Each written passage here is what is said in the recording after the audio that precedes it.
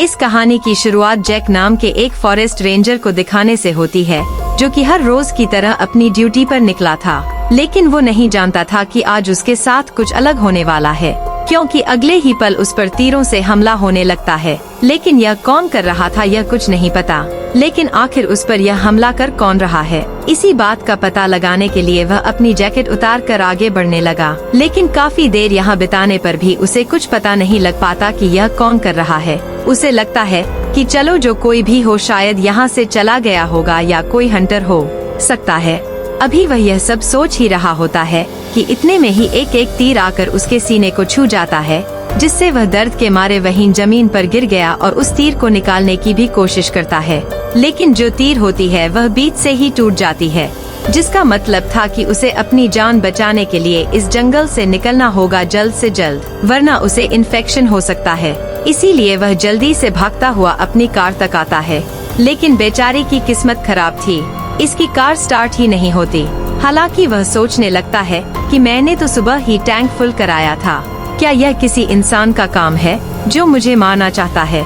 लेकिन उसके पास यह सारी बातें सोचने का वक्त नहीं था, तो इसीलिए जैक पैदल का रास्ता चुनता है। और इसी बीच उसकी नजर झाड़ियों में खड़ी एक कार पर पड़ी। इसे लगता है कि यह कार उस आदमी की भी हो सकती है जिसने मुझे मारने की कोशिश की। इसीलिए उस कार पर एक निशान बनाकर जल्दी से अपने घर आ गया। घर आकर वह अपने सीने से उसे तीर को निकालता है, जो कि दिखने में काफी पुराना लग रहा था, क्योंकि आज के वक्त में ऐसे तीर नहीं पाए जाते। हालांकि जैक पहले खुद भी एक शिकारी हुआ करता था, लेकिन उसकी बेटी एलिना को उसका यह काम बिल्कुल पसंद नहीं था। इसलिए जैक ने अपना यह काम छोड़ दिया था। दरअसल एक दिन जब वो अपनी बेटी के साथ कहीं से वापस लौट रहा था, तो वह रास्ते में कुछ सामान लेने के लिए उतरा। लेकिन जब वह वापस कार में गया तो उसकी बेटी वहाँ पर नहीं थी। आज पूरे 5 साल बीत गए हैं और जैक अभी भी अपनी बेटी के मिसिंग पोस्टर लगाता है। अपने इस गम को बुझाने के लिए उसने शराब पीना शुरू कर दी, जो कि इतनी पीने लगा कि उसकी बीवी भी उसे छोड़कर चली गई। अब वो अकेला ही रहता है और अपनी बेटी की याद में फॉरेस्ट रेंजर बन गया है, ताकि जानवरों को बचा सके, जैसा कि उसकी बेटी चाहती थी। इसलिए इसने आधे से ज्यादा जंगल पर कैमरा लगा रखे हैं, जिससे यह घर बैठे ही पूरे जंगल की निगरानी भी करता है। वहीं हम इस टाउन की न्यू शेरीफ एलिजाबेथ को देखते हैं, जो कि पुलिस इंचार्ज कार्ल के पास आई थी। वो अपने भाई ब्रुक को छुड़ाने के लिए यहाँ आई थी, जिसे कि एक अबेंडेंट फैक्ट्री से 420 केस में पकड़ा गया था। अब एलिसा पुलिस में थी तो उसके भाई को छोड़ दिया जाता है, सिर्फ एक वार्निंग के साथ। इसके बाद वह अपने भाई से पूछती है कि क्या तुमने किसी को मारा है, जिस पर वो कहता है कि नहीं, बिल्कुल नहीं, बल्कि मुझे तो फैक्ट्री में काम करने वाले लोगों ने ही मारा है, क्योंकि वह जान गए थे कि मैं किसका भाई हूँ। तभी एलिजाबेथ को एक नदी किनारे मिली लाश के बारे में कॉल आती है, इसीलिए वह वहाँ चली गई। वहीं इस तरफ जैक की एक्स वाइफ आकर उससे कहती है कि तुम अपनी बेटी का फ्यूनरल कर दो, क्योंकि मैं दोबारा माँ बनने वाली हूँ और मैं नहीं चाहती कि किसी भी पास्ट की चीजों का मेरे बच्चे पर कोई असर पड़े। लेकिन जैक पेपर पर साइन करने से मना कर देता है, क्योंकि उसे लग रहा था कि उसकी बेटी अभी भी जिंदा है। लेकिन जब जैक की बीवी ने उसे नशे में पाया तो वह उसे कहकर चली जाती है कि 2 हफ्ते बाद हमारी बेटी का फ्यूनरल है, अगर हो सके तो आ जाना। इसके बाद सीन पहुंचता है उसी क्राइम सीन पर, जहां पर कि यह सभी पुलिस वाले उस लड़की की बॉडी को काफी बारीकी से जांच कर रहे थे। लेकिन इन्हें कोई सबूत नहीं मिलता जिससे यह पता लगा सके कि उस लड़की की जान कैसे गई। लेकिन तभी एलिजाबेथ ने उस लड़की के गले पर निशान देखे, वो काफी पुराना लग रहा था, तो इन्हें लगता है कि शायद इससे किसी ने बदला लिया हो। इसीलिए आसपास के इलाके की छानबीन करने लगे। इन्हें यहाँ पर कुछ खून के निशान मिले, जिससे यह समझ गए कि यह काफी टाइम से लापता थी और इसने जिंदा रहने की कोशिश की होगी। लेकिन वो खुद को ज्यादा देर जिंदा नहीं रख पाई। तभी उसे एक पेड़ पर एक एरो दिखती है, इसलिए वह उसे फॉरेंसिक के लिए अपने पास रख लेती है। जब वह पुलिस स्टेशन आकर उसकी जांच करती है तो उसे उसके बीच में एक मार्क मिला और यह एरो वैसा ही लग रहा था जैसे जैक को लगा था। तो जरूर इन दोनों एरो में कोई कनेक्शन तो था। उस लड़की की पहचान के लिए हर तरफ न्यूज चला दी जाती है और जब जैक ने यह देखा तो उसे लगा कि कहीं यह मेरी बेटी तो नहीं है। इसलिए वह शरीफ से जाकर कहता है कि मुझे उसे लड़की को देखना है और जब यह उसे देखता है तो पता है कि यह उसकी बेटी नहीं है। जैक के मन में अभी भी पूरा विश्वास है कि उसकी बेटी जिंदा है। खैर अब उसके जाने के बाद एलिजाबेथ वहाँ के डॉक्टर से पूछती है तो डॉक्टर जैक की सारी कहानी उसे बता देता है और उसके बारे में सुनने के बाद एलिजाबेथ को बहुत बुरा लगा। अगली सुबह काफी सोचने के बाद जैक उन पेपर्स पर साइन कर देता है, यानी कि अब उसकी बेटी का फ्यूनरल होगा। लेकिन तभी उसे एक वार्निंग अलार्म सुनाई दिया। जब वो कैमरा पर देखता है तो पाता है कि एक शिकारी है जो कि तेजी से भाग रहा है, किसी जानवर के लिए नहीं बल्कि एक लड़की के पीछे है। इसलिए वह 3 बॉक्सेस और एक बंदूक लेकर निकल गया। उसने ऐसा क्यों किया, आगे पता लगेगा। जैक उसी जगह पर पहुंच गया जहां पर इस पर हमला हुआ था, लेकिन आज ही अपनी पूरी तैयारी के साथ यहां आया था। वह हवा में पेंट का बॉक्स उछालता है और उसे शूट कर दिया, जिससे सारा पेंट जमीन पर गिर गया और इसमें उसे वह शिकारी दिखने भी लगता है क्योंकि उस पर भी लाल रंग लग गया था। लेकिन बावजूद इसके भी यह उसे पकड़ नहीं पाता, जिसके लिए उसे काफी गुस्सा आता है क्योंकि आज इसके पास अच्छा मौका भी था। इसके बाद जैक उस लड़की के पास गया जिसके पीछे वो शिकारी भाग रहा था और इसके गर्दन पर भी वैसे ही निशान थे जैसे उसे पिछली बॉडी के निशान थे। खैर अब जैक उस लड़की को उठाकर यहाँ से ले जाने लगा तो वही दूसरी तरफ शेरीफ उसे तीर को लेकर एक खास आदमी के पास आई जो कि इस बारे में काफी माहिर है। वो इसे बताता है कि यह एटलस नाम का एरो है जो कि प्राचीन वक्त में जंग के लिए काम आता था, लेकिन इस वक्त इसे बैन कर दिया है क्योंकि इससे किसी की भी जान जा सकती है। लेकिन हाँ, एक शख्स है जो कि इसे अभी भी बनाता है और सब लोग उसे सैम कहते हैं।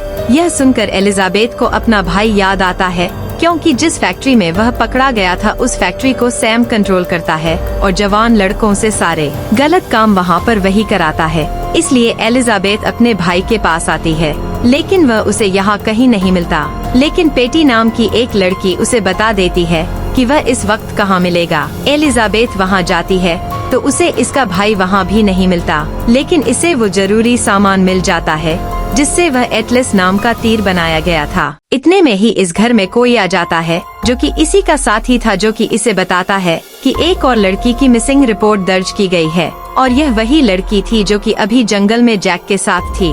वही दूसरी तरफ जैक उस लड़की को उठाते हुए अब काफी थक गया था, इसलिए जैक ने उसे एक जगह पर रख दिया। लेकिन इतने में ही वही लड़की जैक पर हमला कर देती है, यह समझते हुए कि कहीं यही वह शिकारी तो नहीं है।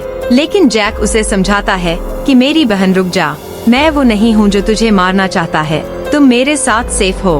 हालांकि वो मानने के लिए तैयार नहीं थी, लेकिन जैक उसे यकीन दिला ही देता है। जिसके बाद यह दोनों वहीं बंकर में छिप गए जो कि जैक ने ही यहाँ बनाया था ताकि वह शिकारियों को पकड़ सके। लेकिन फिलहाल तो वो खुद ही इसमें छिपा पड़ा है। यहाँ पर जैव उस लड़की से उसका नाम और वो यहाँ कैसे आई पता करता है, लेकिन वो लड़की इस बात का कोई जवाब नहीं जानती थी कि आखिर वो यहाँ तक कैसे आई, क्योंकि उसके गले की वोकल कॉर्ड को ही काट दिया गया है और यह ऐसा उससे शिकार ही नहीं किया था ताकि लड़की चीख चिल्ला ना सके और वह इसका आसानी से शिकार कर ले।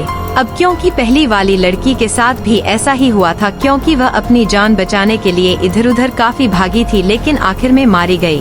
लेकिन अब जैक ऐसा होने नहीं देगा, तो इसने इशारों में उसे समझाया कि अब तुम मेरे साथ सेफ हो, कुछ नहीं होगा तुम्हें। अब लड़की को भी उस पर भरोसा हो गया था, इसीलिए वह जमीन पर अपना नाम लिखकर बताती है कि इसका नाम मॉली है। खैर अब सुबह वो जाती है और जैक मॉली को लेकर यहाँ से निकलने लगा। वहीं दूसरी तरफ एलिजाबेथ को कुछ लीड मिलती है जो कि उसे कुछ खास पसंद नहीं आई। दरअसल आखिरी बार मॉली को एक ग्रुप के साथ देखा गया था, लेकिन अब एलिजाबेथ को शक जैक पर भी होने लगा था, क्योंकि आखिरी बार उसने कुछ हंटर्स के हथियार छीनकर अपने पास रख लिए थे और ऐसा भी हो सकता है कि अपनी बेटी की मौत के बाद वह ऐसा बना हो। तो जैक जब अपने घर पहुंचता है तो इसे यहाँ पर किसी के होने का एहसास होता है, लेकिन इससे पहले यह कुछ समझ पाता इस पर हमला हो गया। यानी कि जैक का शक एकदम सही था, जिसने उस पर हमला किया था वो वही शिकारी था जो कि अपने एरो से उस पर हमला किया करता था। लेकिन जैक भी लड़ाई में कुछ कम नहीं था, लेकिन जैक काफी थका हुआ और कमजोर था, इसलिए वो ज्यादा देर उसे रोक नहीं सका और शिकारी उस पर हावी हो गया और मॉली की पीठ में तीर घुसाकर उसे मार देता है। और जैक यह देखकर बुरी तरह से टूट गया, क्योंकि वो उसकी जान नहीं बचा पाया। और इसी बीच यहाँ पर एलिजाबेथ पहुँच जाती है। यहाँ पहुंचकर उसने मॉली की लाश देखी और यहीं पर जैक था जिसके हाथ में बंदूक थी और ऐसा लग रहा था जैसे मॉली ने ही इसकी जान ली, इसे मारा हो। लेकिन असली कहानी में ट्विस्ट अब आया क्योंकि इसके पीछे वही शिकारी खड़ा था और वह शिकारी एलिजाबेथ को देखकर अपने हाथों की उंगलियां चटकाता है और यहाँ पर वह समझ जाती है कि यह शिकारी कोई और नहीं बल्कि उसका ही छोटा भाई ब्रूक है, जिसे कि हर बार बचा लेती है। लेकिन आज वो क्या करेगी? लेकिन आज भी उसने वही किया जो हर बार करती है। उसने जैक को शूट कर दिया, जिससे ब्रूक को यहाँ से भागने का मौका मिल गया। अब तक जैक भी समझ गया था कि एलिजाबेथ ने अपने भाई को बचाने के लिए यह सब किया है, इसीलिए वह उसके ही रेडियो से एम्बुलेंस बुलाता है ताकि वह मॉली को ले जाए, क्योंकि अभी भी मॉली जिंदा थी। और वह खुद पहुंचा अपनी कार लेकर अपनी एक्स वाइफ के घर, जिसका करंट पति पुलिस में था। और जब उन्होंने जैक की हालत देखी तो हैरान रह गए। वो जैक को हॉस्पिटल नहीं ले जा सकते थे, इसीलिए कार्ल ने जैक को उसी फैक्ट्री के बाहर खड़ी एक ट्रेलर में लेकर यहीं डॉक्टर को बुला लिया और उसका इलाज करवाना शुरू किया। इस दौरान जैक ने सब कुछ उन्हें बता दिया। अब यह जो भी सब कुछ चल रहा है वह कौन कर रहा है। जैसे ही कार्ल ट्रेलर से बाहर आया, उसने देखा कि ब्रूक अपने दोस्तों के साथ खड़े होकर वहाँ पर बीड़ी फूंक रहा है, इसलिए उसने उसे पकड़ने के लिए दौड़ लगा दी।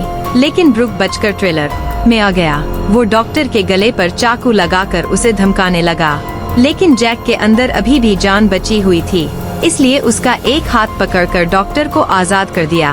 और ऐसा होते ही फौरन कार्ल ने ब्रूक को अरेस्ट कर लिया। जब एलिजाबेथ को इस बारे में पता लगा तो वह जल्दी से अपने भाई से मिलने को आई ताकि वह इस बार भी कोई जुगाड़ बैठाकर अपने भाई को बचा ले। लेकिन इस बार कार्ल उसकी कोई बात नहीं सुनता। वो कहता है कि तुम्हारे भाई ने कुछ कन्फेस किया है तो हो सकता है अब तुम्हारी जॉब भी चली जाए। यह सुनने के बाद एलिजाबेथ परेशान हो जाती है, जिसके बाद ब्रूक इन्हें एक लोकेशन पर लेकर गया जहां पर कि उसने सैम को कैद करके रखा हुआ था, यानी कि उसी फैक्ट्री का मालिक जिसने ब्रूक पर बहुत ही जुल्म किए थे। और इसी का बदला लेने के लिए ब्रूक ने इसे कैद किया, यानी कि जो असली शिकारी है जो यह सब कर रहा है वह कोई और ही है, जिसने कि एलिजाबेथ को भी बेवकूफ बना दिया। अब यह बात जानने के बाद यह लोग सैम के पास गए और उससे पूछा कि क्या यह तुम एरो जानते हो, क्या यह तुमने बनाई है। लेकिन वह इस बात से इनकार करता है क्योंकि वह अपनी किसी भी एरो पर कोई निशान नहीं छोड़ता और यह किसी और का काम है। यह बात सुनने के बाद यह लोग हैरान रह जाते हैं क्योंकि यह किसी और का ही काम है। अब जैक भी अपना बयान बदल देता है, जिस वजह से एलिजाबेथ के भाई की जान बच जाती है, क्योंकि वह जान गया था कि उसने यह सब नहीं किया है। वो की भी जान बच गई थी।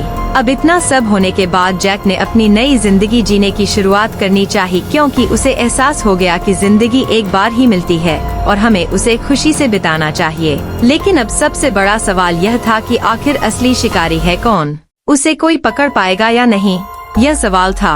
खैर, अब इसके बाद जैक ग्रोसरी लेने के लिए दुकान पर जाता है।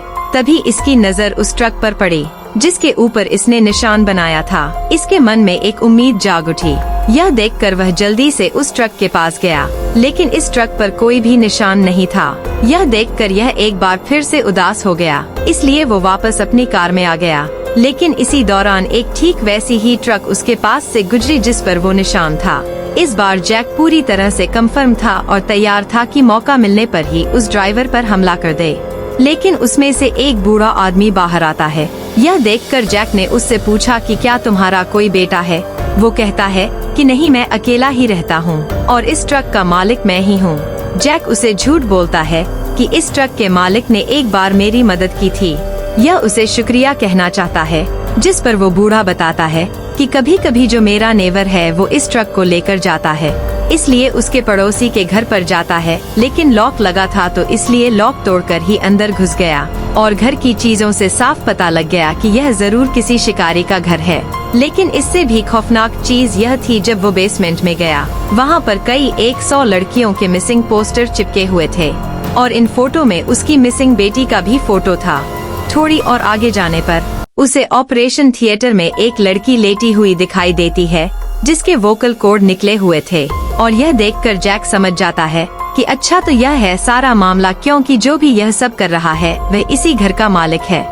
लेकिन तभी अचानक से जैक के ऊपर हमला हो जाता है और यह हमलावर कोई और नहीं बल्कि वही डॉक्टर था जिसे कि कार्ल ने जैक का इलाज करने के लिए बुलाया था और यह इस कहानी का गद्दार है। इसके बाद स्टन पहुंचता है एलिजाबेथ पर, जो कि मॉली से मिलने के लिए आई थी, जिसका इलाज डॉक्टर वम ही कर रहा था। लेकिन इस वक्त वो डॉक्टर यहाँ नहीं था।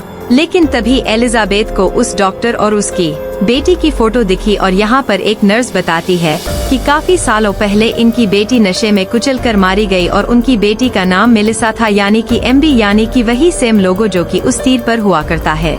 यह देखकर एलिजाबेथ को सब समझ आ जाता है और वह जल्दी से उस डॉक्टर के घर पहुँचती है, जहाँ पर डॉक्टर तो नहीं था, लेकिन उसके घर पर रखी चीजों से उसे समझ आ जाता है कि यह सब क्या चल रहा है। इसके बाद वह जैक के घर गई उसे बताने के लिए कि उनकी बेटी का कातिल मिल चुका है, लेकिन जैक तो वहाँ था ही नहीं, बल्कि उसका तो शिकार हो रहा है। और यह चीज एलिजाबेथ उसके घर में लगे मॉनिटर पर देख लेती है। उसके घर में लगी मॉनिटर पर देख लेती है कि क्या सच में जैक का शिकार भी हो सकता है, क्योंकि वह तो बड़ी अच्छे से इस जंगल को जानता है। इसलिए वह जंगल में लगे हर एक ट्रैप को खोल देती है, जिसमें से एक में वो डॉक्टर फंस गया और इससे पहले वह कुछ कर पाता, जैक ने उसे कूटकर उसका हुलिया ही बिगाड़ दिया। लेकिन उसकी जान लेने से पहले वह उससे पूछता है कि आखिर तुमने मेरी बेटी को क्यों मारा। डॉक्टर एक काफी अजीब सा जवाब देता है।